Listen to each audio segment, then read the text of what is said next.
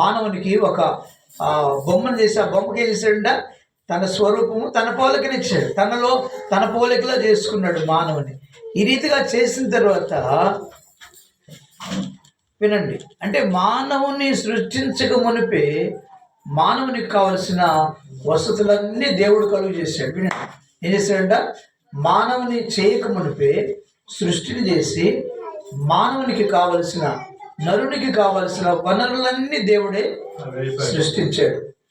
కాబట్టి దేవుడు సర్వశక్తిమంతుడు, సృష్టికర్త. ఆయన హీఈస్ ద క్రియేటర్ అని అర్థం. ఎవరంట, సృష్టించిన సృష్టికర్త.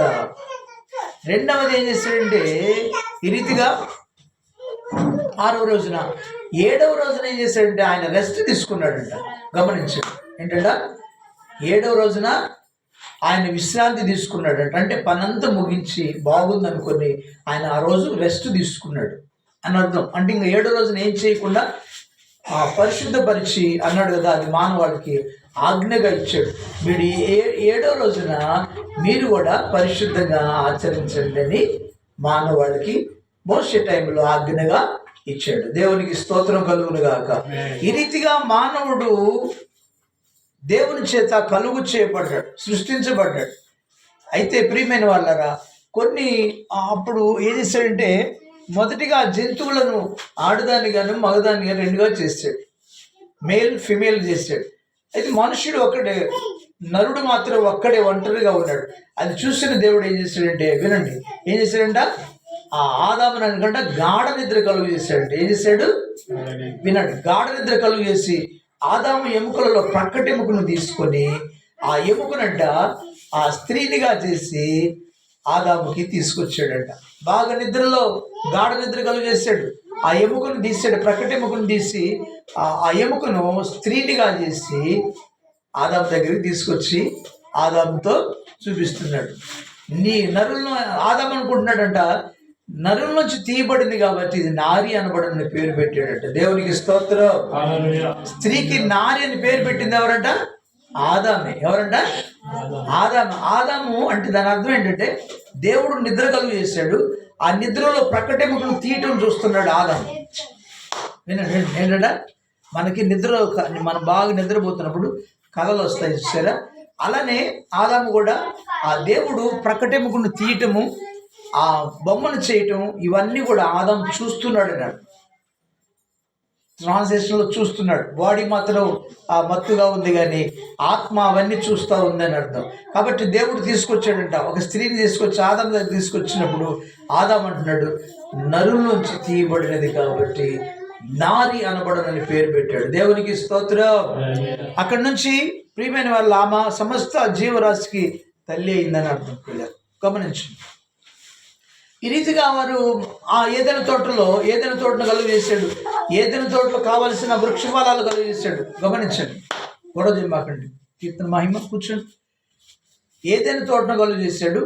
ఆదాముకు అవ్వకు కావలసినటువంటి సమస్త వృక్ష ఫలాలను వేశాడంట. అంటే ఆహారానికి అన్ని వృక్షాలను, రకరకాల ఫలాలు ఇచ్చేటువంటి, కాయలు ఇచ్చేటువంటి వృక్షాలను కలుగు చేశాడు. ఏదైనా తోటలో అన్ని తినమన్నాడంట. వినండి, ఏమన్నాడు, ఆదామా ఈ తోటలోని వృక్ష ఫలాలన్నీ తినొచ్చు, కానీ ఆ మధ్యలో ఉన్న వృక్షఫలం మాత్రం నువ్వు తినవద్దు అన్నాడంట. వినండి, ఏంటంట, యేసుక్రీస్తు ప్రభు వారు ఎందుకు రావాల్సి వచ్చిందని ఇవంతా ఉపోద్ఘాతము చెప్తే కానీ అర్థం కాదు. ఆ తోటలో సకల వృక్షఫలాలు వేసాడు, కానీ మధ్యలో ఒక చెట్టును వేసాడంట. అది మంచి చెడులో తెలివిచ్చే వృక్షం అంట. అయితే ప్రియమైన వాళ్ళరా, దేవుడు అన్నాడు, అన్ని తిను, ఈ ఒక్క చెట్టు ఫలాలు మాత్రం తినవద్దని ఆజ్ఞ ఇచ్చి చాలా సంవత్సరాలు గడిచిన తర్వాత అది తినకుండా ఉన్నాడు. అయితే ఆదామునకు తోడుగా ఇచ్చినటువంటి అవ్వ ఒక దినానంట ఏదైనా తోటలో ఈయన ఒక చోట పని చేస్తున్నాడు, ఆమె ఒక చోట ఉంది. ఉన్నప్పుడంట సాతానుడు భూలోకం నుంచి కిందకి నెట్టేస్తాడంట సాతాన్ని. ఈ సాతానుడు వచ్చేసి ఏదైనా తోటలో రావటానికి అవకాశం లేదు. స్తోత్రం చెప్పండి. ఏదైనా చుట్టూరు అంట కంచేసాడు.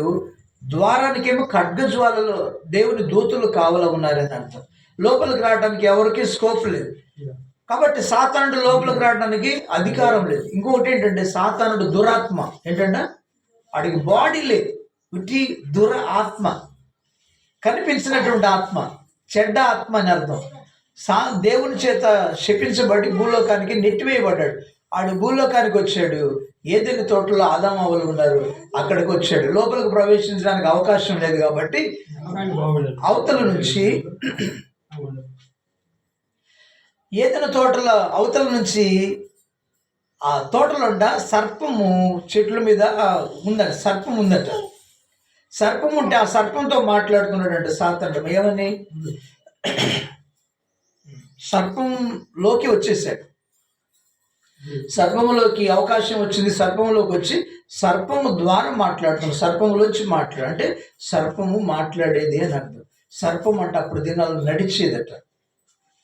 ఇప్పుడు కూడా ఎగురుతున్న సర్పాలు ఉన్నాయని శాస్త్రవేత్తలు చెప్తూనే ఉన్నారు.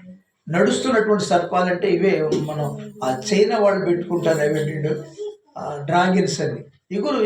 నడుస్తున్న సర్పం మాట్లాడేటువంటి విషయం అని అర్థం. కాబట్టి దానిలోంచి సాతానుడు ఏం చేశాడంట? అవ్వతో మాట్లాడాడు. ఏమని మాట్లాడాడు? అవ్వ, దేవుడు ఏదైనా చెట్టు ఫలాలు తినవద్దన్నాడా అని చెప్పేసి రహస్యాన్ని, అవ్వ దగ్గర ఉన్న రహస్యాన్ని సాతానుడు ప్లాన్ వేసి అడుగుతున్నాడు.